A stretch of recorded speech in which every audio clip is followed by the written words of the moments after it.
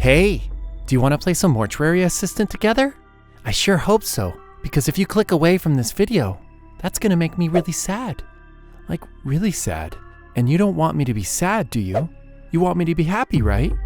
Well then, why don't you just keep watching the video so we don't have to have this talk again? Let's get you up to speed then. If you want to be in the know, here's who you need to know. We play as Rebecca Owens. She's probably about 5'7", 135 pounds, presumably single. And she just got a job at Riverfield's Mortuary in Connecticut after finishing her degree in mortuary sciences. She has a jaded past and likes touching dead things. Then there's Granny. She's about 5'5", she's definitely super old, and presumably widowed. Oh yeah, baby. Doesn't like dead things, she's very paranoid, and she occasionally hands out free swag. Score. Last but not least, we have Mr. Raymond Delver. He's a head mortician at Riverfield's Mortuary. He's unbothered by demonic activities, and he doesn't know how to blink. We join the story with Rebecca arriving at the mortuary to meet Raymond. Rebecca, great, perfect timing. Raymond asked her to move the body he had out into cold storage and bring over a new body so he could watch Rebecca embalm it and review her work. She wheeled the gurney in, grabbed the clipboard, and went to work. Things got weird when the window closed on its own. These old windows never stay latched. Let's just go ahead and open that window back up. Rebecca finished up the examination, and then she went to enter her findings into the computer database, but Raymond had something he wanted to share. You'll die here. What was that? I didn't say anything. What a jerk. What's up with this guy anyways, and why does he stare at Rebecca like that? Cut it out, Raymond. You're making everybody feel nervous. All right, I've set everything out so you can just go ahead and get started. After the report was filed away, it was time to do some embalming, and things were moving along just fine until something odd happened. There we go. What the Sometimes we get chemicals that haven't been stored properly, and it can make them pop like that. I don't know about you, but I'm getting really sick of Raymond's I'll get it. Raymond conjured up another excuse, but he was clearly hiding something. Between the window dropping, stuff falling off the shelf, and this shaded figure now standing outside the window watching Rebecca, it became crystal clear what was happening here. They were being haunted. They were being haunted. Rebecca continued on with the embalming. She was cleaning the gear when someone or something walked by in the background. It was time to apply a face moisturizer and finish up. No one should be allowed to suffer from dry skin, not even the dead.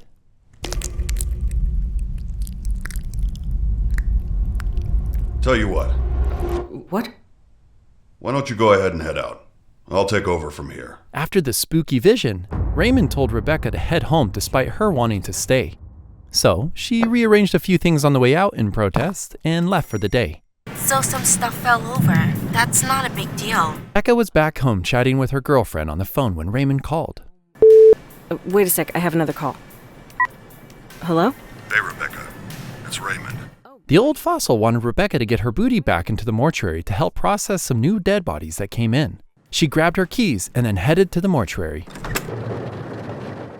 Do you ever hang out in your car when you get to work early and just think about life?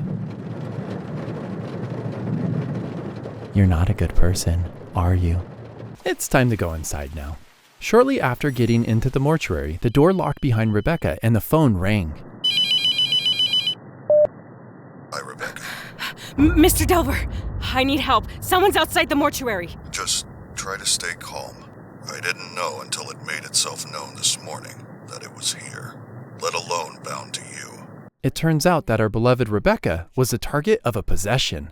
Raymond left her some items to help her get through the night: a tape recorder, an old key, and a key to the hallway to get back to where the bodies were being stored. She made her way to the back room and the phone rang again. The only way to save yourself is to banish the demon before you're too far gone. Rebecca had to banish a demon in order to survive the night. She had to use the objects inside of this cabinet to find the name of the demon who was trying to possess her, make a mark, and burn the body the demon was attached to. Now, first things first, Becca had to get a body out and start embalming it. The first corpse she grabbed was one of a younger looking woman with some super perky toes. Uh-oh, the lights went out. Hello?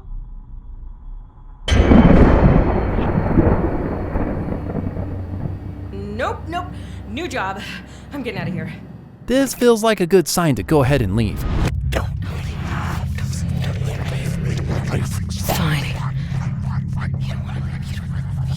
Maybe... No, I'm just saying things. I just need to get back to work. It's fine. Yeah, I personally don't think you should be listening to the demonic voice whispering to you right now, Becca. But you do you, boo.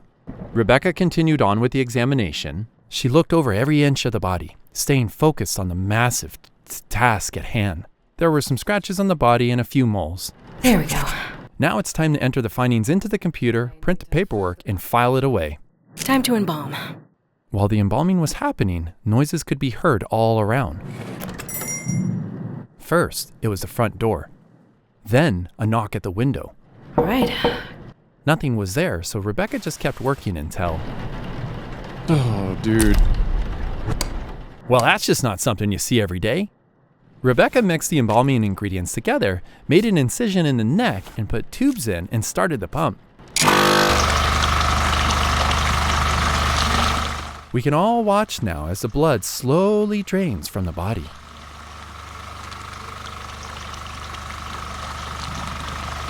Rebecca quickly removed the tubes and stitched up the neck. She checked her list to see what was next, and that's when she heard a voice. Why did you let me die? Oh. This is all your fault. What the I regret every second with you. Time is running out, Rebecca. Geez, what was his problem? It was time to wheel the body back to cold storage, but first, Rebecca heard a voice coming from the end of the hall. Rebecca? Yes? Rebecca? Now I know what you're thinking. Who is this woman and why is she on the floor? Well, turn up the volume and listen closely and you can just make out the answer to that question. Mom. Keep listening. You stupid... Hate me all you want. He's dead because of you. Keep listening. You should be the one here. Lifeless. Worthless. A little bit more.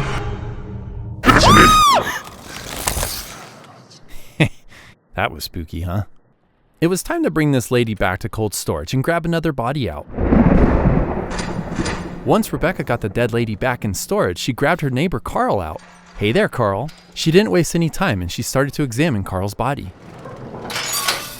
He had a mole and some scrapes, but nothing out of the ordinary. There we go.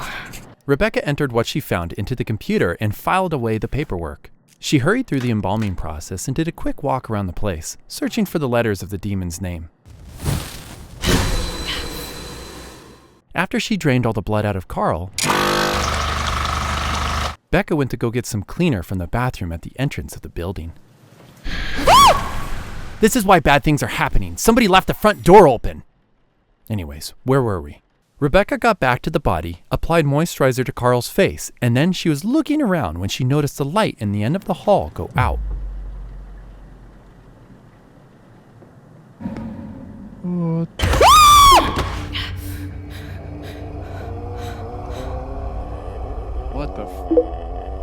What the actual When Becca came to, she hurried Carl's body back into storage and grabbed the last body out for examination.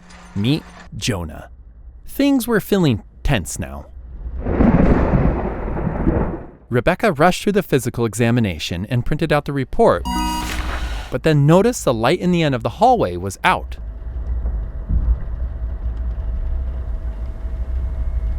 Hello? Why is this? Wait! You want to know what's scarier than a vengeful demon? Dehydration.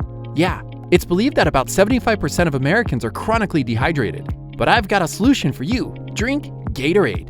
Gatorade is a leader in the sports beverage industry, specializing in hydration innovation for athletes and for people all around the world. This message is not endorsed or sponsored by Gatorade or its parent company PepsiCo, but I won't let that stop me from telling you that nothing quenches my thirst like a bottle of Arctic Blitz Frost Cool Gatorade. Drink responsibly.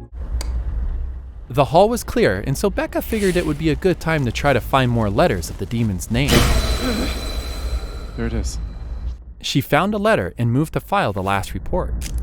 It was time to cut Jonah open and start the embalming process. Okay, now we're ready to do some embalming, right? Yeah, we're good at this now. Formaldehyde, boom, let's go fast. Let's go fast. There's no reason to take our time. That thing. Blood of the righteous, all mankind of sin.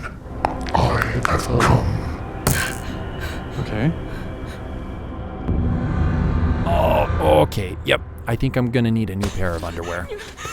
What the f? The situation was looking pretty grim. Rebecca was dragged to some sort of demon lair and could see eyes looking at her from all around. At the end of the path, Rebecca found a body of the same man she saw earlier in the night laying on a gurney. Just give in. She grabbed a rock nearby and then faced the bad man, and then she hit him over the head. Oh, jeez. Dang. What's going on, Becca? Wow. We don't need to talk about what happened back there, Becca. I won't say anything to anybody if you don't, okay? Hello? Feeling a little paranoid, Rebecca did a quick check of the building, and then she used another piece of paper to find the last letter of the demon's name.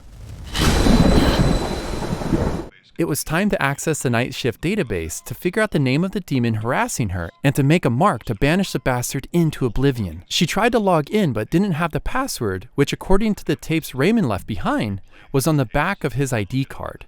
So Rebecca went to go find Raymond's badge, but that's when she heard Granny. Rebecca, it's me. It's your grandma. I need you to let me in, sweetie. Oh!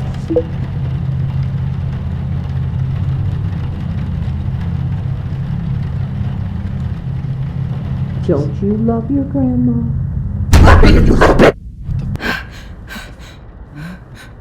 She located the badge, flipped it over, and got the code to the night shift database. There was a lot of helpful information in there about demons, their names, and how to identify and banish them for good.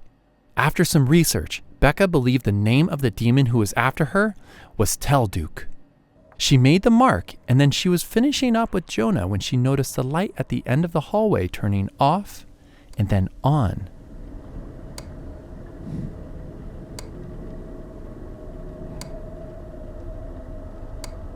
Come on.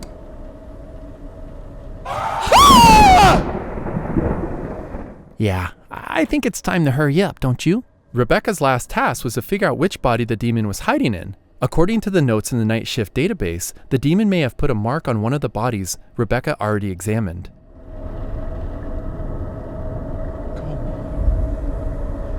Come on. So she quickly looked over anything that screamed possession on the body she already had out, but didn't see anything abnormal. She put Jonah back into cold storage and grabbed her old pal Carl out again. She ran a quick check on Carl's body for any new marks, but she didn't find anything. It was then when a voice called out Rebecca's name. Rebecca! She approached the shape at the end of the hall. Hi, Why aren't you coming? I'm right here. It disappeared, and the first body she worked on tonight was standing right in front of her. At that moment, it was clear the demon was... It's the chick. The dead girl with perky toes was the vessel the demon was using to haunt Becca. So it was time for Rebecca to put Carl back and grab the dead girl's body out of cold storage once more. Rebecca got her on the gurney, gave her a quick examination, and saw the mark of the demon on her wrist. It is you. Rebecca rushed the dead lady's body to the furnace, placed the mark with the demon's name on it, and fired it up. Goodbye, spooky demon.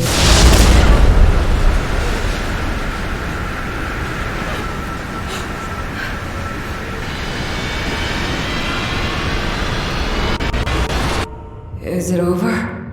It's never over. But you survived. Rebecca made it through the night, and she woke up with Raymond close by. He told her the fight wasn't over yet, and he invited her back for another night shift. You're the first person I've met to face this hell and survive. So I'm offering you a different kind of job. Work the night shift. Learn what I know. Give yourself a chance at a life beyond fear. I'm offering the tools to take control. The choice is yours. I hope you come back. Hey, are you still here? You made me happy by staying. Let's keep this up, huh?